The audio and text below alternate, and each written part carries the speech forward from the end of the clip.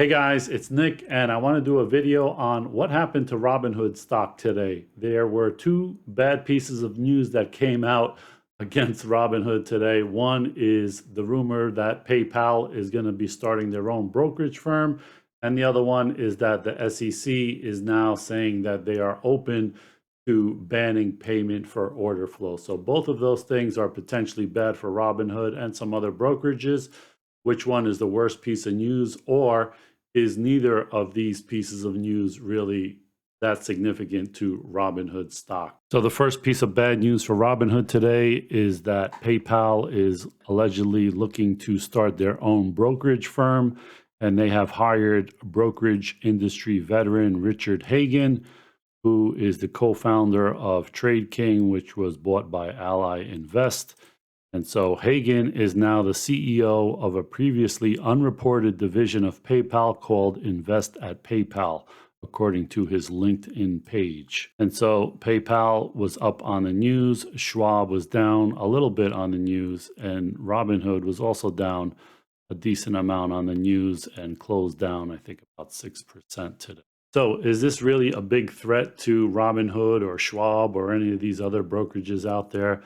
I think it's really overblown, actually. Could PayPal take a piece of Robinhood's business and some other brokerages? Yeah, possibly. But with all of these really big discount brokerages, Schwab, Fidelity, Vanguard, offering free trading, there's not much reason for people to go to like a PayPal over a Robinhood or something like that. They're all pretty much equal in terms of their zero customer service. And you see that people have been complaining about Robinhood having horrible customer service and only getting email responses and things like that days later. If you think that's bad, try dealing with PayPal's customer service. They are notoriously bad. They are notorious for shutting down people's accounts, taking money out of their account, freezing their accounts, all kinds of stuff. I've been dealing with PayPal since I think right around when they first started, like early 2000s or something like that, from selling things on eBay. And they are really quick to just shut down your account, freeze your money, return money to people. It's very hard to get a hold of them. I don't know how much has changed in the last 10, 15 years, but I have dealt with them.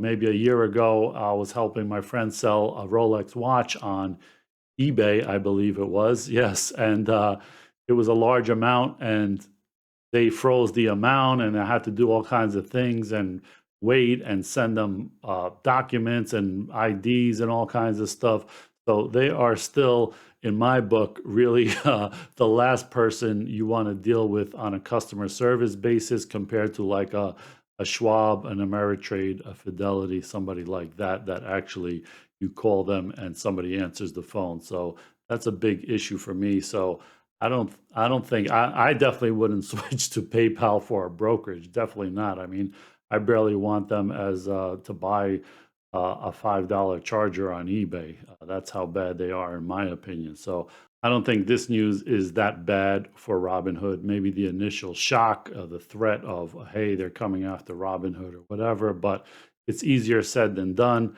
And there's a lot of other competition out there. So I don't think this is that big of a negative for Robinhood. So let's look at the second piece of bad news that came out for Robinhood, and it says Robinhood tumbles as SEC's Gensler says payment for order flow ban is on the table. SEC has signaled that the potential ban of payment for order flow, aka the controversial practice that's at the core of Robinhood's business model, is back on the table. So in an interview with Barron's, Gensler said that payment for order flow creates an inherent conflict of interest. Gensler says market makers make a small spread on each trade, but that's not all they get, he said. They get the data, they get the first look, they get to match off buyers and sellers out of that order flow, he said. That may not be the most efficient markets for the 2020s. Although he didn't say whether the agency has found instances where the conflicts of interest resulted in harm to investors.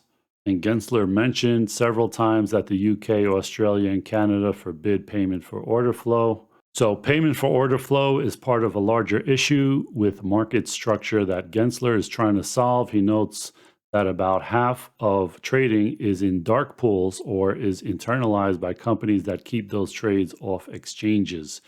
Even some of the trading that takes place on exchanges is opaque, and exchanges are paid through rebates that are similar to payment for order flow. Opaque markets where different investors have their trade orders processed differently have the potential for abuse. It provides an opportunity for the market maker to make more and for ultimately the investing public to get a little less when they sell or have to pay more when they buy.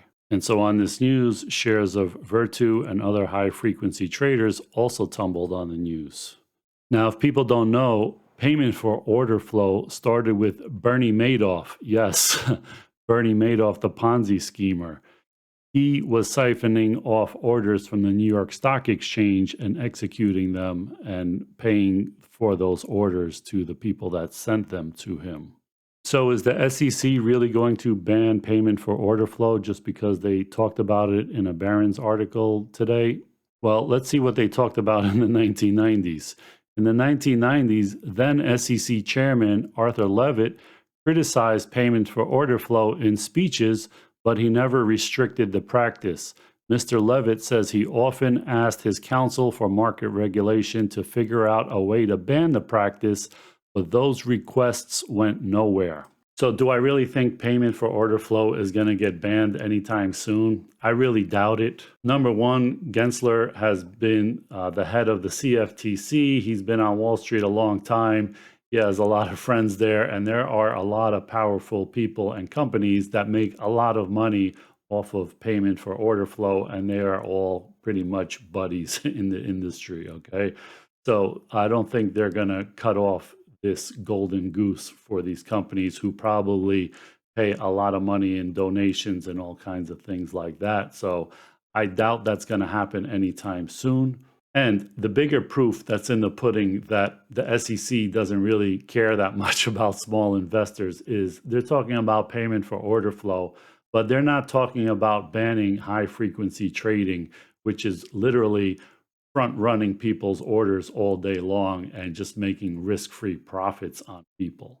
So when you combine the information that, say, a Citadel gets by getting a large percentage of all the retail traders, it's like being able to read the mind of everybody in the market at once, knowing where they plan to sell, where they plan to buy, where their stops are, and then combine that with high frequency trading where they can go out and buy a stock before your buy order hits the market. They buy that stock and then offer it out a little bit higher and sell it to you at the same time. Between the two of those, they make a lot of money doing that, and the SEC knows that. And so, in my opinion, talking about payment for order flow, getting it banned is probably just some tough talk right now. Or if they do anything like that, it's going to be a way watered down compromise. So not something that Robinhood needs to worry about anytime soon, I would think. That could change if you hear Gensler come out and start saying the real detriment to investors and traders is high frequency trading and it's literally front running and illegal. Then I would say Robinhood may have something to worry about. But until you hear something like that from the SEC, I think it's going to be business as usual. Guys, if you like this video, hit the thumbs up and I'll see you in the next one. Thanks for watching.